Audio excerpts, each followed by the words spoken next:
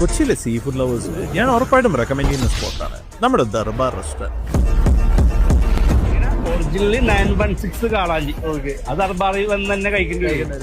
അവിടെ ചെന്നൊരു കട്ടൻ ഓടിച്ച് നല്ല കാളാഞ്ചി ആവോലിയൊക്കെ മസാല പറ്റി വെച്ച് ലൈവായിട്ട് നമ്മുടെ ഇഷ്ടം അനുസരിച്ച് ഗ്രില്ലോ തവയോ ചെയ്യുന്ന സ്പോട്ടിലോട്ടാണ് ഞാൻ പോകുന്നത്.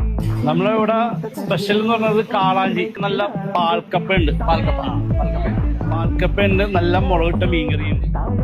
ഇതാണ് നമ്മ പറഞ്ഞ ഒറിജിനൽ 916 കാളാഞ്ചി കേട്ടാ. ബാർബിക്യൂ, കാളാഞ്ചി അൽഫാം. ഇത് നമ്മളെ ചിക്കൻ കുക്ക് ചെയ്യുന്ന പോലെ അല്ല. ഓരോ മീനും ഓരോ സ്വഭാവം ഉണ്ടാവും. അതെല്ലായിരിക്കും ഫിഷ് അൽഫാം അടിയത്തിൽ പണിയായിരിക്കും. പൊതുവെ ഹിന്ദിക്കാരാണ് ചിക്കൻ ചെയ്യണമെങ്കിൽ മീൻ ചെയ്യാത്ത റിസ്ക് ആണ്.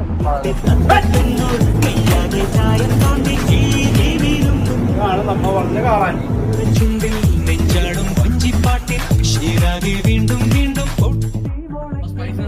കുരുമുളകിന്റെ ഒരു മൈൽഡ് മസാല, ഓവർ മസാലയല്ല, മൈൽഡ് മസാല. മസാല ആണെങ്കിൽ ഒറിജിനൽ മീനിന്റെ ഫ്ലേവർ കിട്ടും.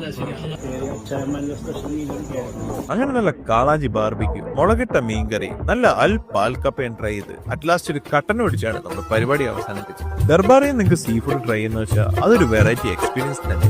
അപ്പൊ